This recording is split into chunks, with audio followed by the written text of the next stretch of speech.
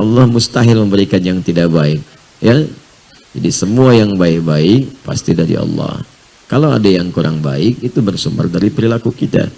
Jelas ya? Jadi semua datang dari Allah baik. Hujan misalnya, kita lihat hujan nih. Hujannya sih baik dari Allah. Buka Quran surah ke-31 ayat 34. Innallaha indahu ilmus sa'ah wa yunazzilul ghaith. Ya wa ya'lamu ma fil arham wa ma tadri nafsun madza taksibu ghadan wa ma tadri nafsun bi ayyi ardin tamut. Kata Allah, sungguh hanya milik Allah pengetahuan tentang 5 hal. Dan ini nggak akan pernah dibagi pengetahuan ini. Jangankan pada manusia, malaikat pun nggak tahu. Di antara makhluk yang paling dekat dengan Allah adalah seorang yang mulia, Nabi Muhammad sallallahu alaihi wasallam. Saking mulianya, tadi malam banyak saya uraikan, malaikat Jibril pun yang dekat dengan Allah nanya kepada Nabi tentang satu di antara 5 persoalan ini. Yang pertama tentang kiamat, sa'ah. Innallaha indahu ilmus sa'ah. Pengetahuan tentang waktu pasti terjadi kiamat. Di Quran tuh banyak, yaumul akhir ada, yaumul qiyamah, yaumuddin. Tapi ketika menunjuk waktu, diksinya berubah menjadi sa'ah. Sa'ah itu jam kalau bahasa sekarang. Jam itu kan ada menitnya, ada detiknya. Itu kata Allah, innallaha pakai inna. Harfu nasbin wa taukidin. Huruf penguat, penancap di dalam jiwa yang meyakinkan. Tansibul isma yang menguatkan apa yang akan disampaikan dari nama atau informasi yang disebutkan. Wa tarfa'ul khabara dan mengangkat peristiwa untuk diketahui kemudian oleh kita hukumnya. Ya, mabniun 'alal fathi la mahalla lahu minal i'rabi. Ya, didasarkan pada fathah, pembuka, diketahui, dibuka supaya paham kita. Ya. Jadi innallaha, sungguh aku yakinkan kata Allah. Tanamkan keyakinan ini pada jiwamu. Demikian cara menerjemahkannya dengan ilmu nahwu. Tanamkan keyakinan pada jiwamu. Jangan pernah ragu kata Allah. Indahu ilmus sa'ah, hanya milik Allah. Pertama pengetahuan tentang kiamat. Kapan terjadi kiamat? Waktunya, jamnya, menitnya. Gak ada yang tahu.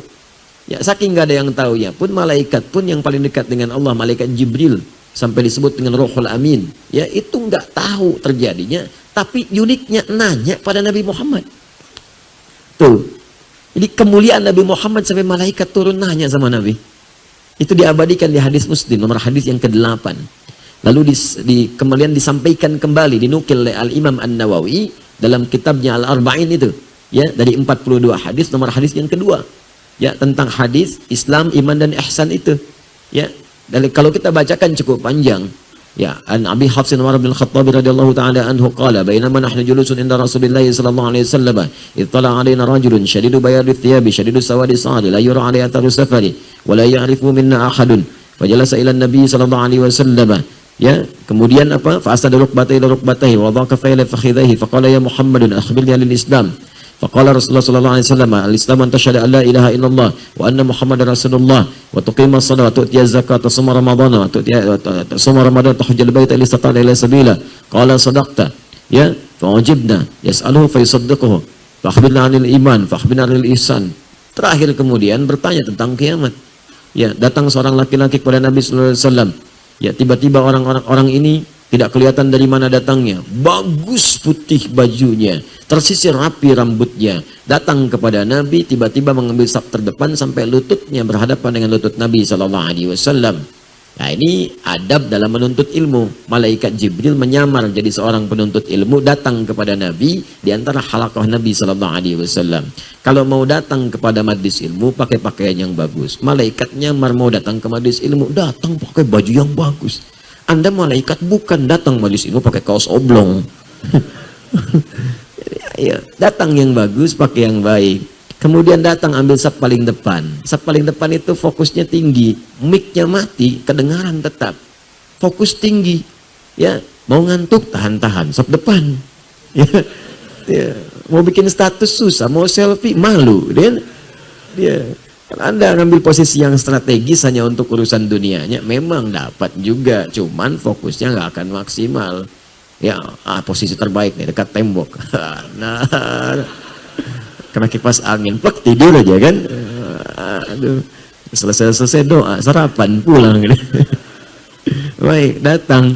Kemudian bertanya pada Nabi tentang perkara Islam, iman, ihsan. Setelah itu nanya mata sa'ah. Sa'ah kalimatnya, kapan waktu tepatnya terjadi kiamat?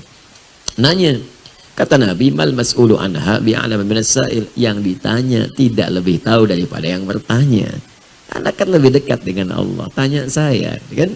Baik. Nah, ini gambaran untuk juga dalam ilmu hadis ada yang menjelaskan supaya ini disampaikan kalimat dari Nabi menunjukkan asal sanad informasinya. Ini menunjukkan Nabi nggak ngarang-ngarang sendiri.